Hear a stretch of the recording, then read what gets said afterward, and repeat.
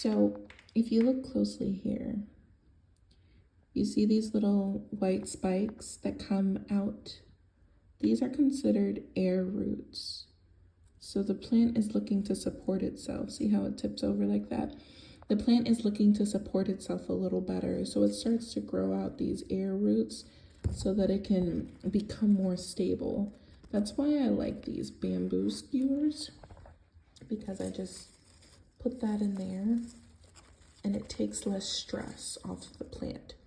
So instead of focusing on growing these air roots, it can then start to grow some flowering fruits. Right now, it's not strong enough to do what we want it to do.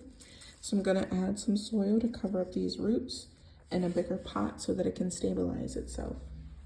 Over here, remember when I said I was doing an experiment to show you what it's like when you don't separate your stems? So if you look at these ones here, this one is growing really thick and strong versus these, they've all been growing for the same amount of time. But see how it's growing these little tiny roots on there?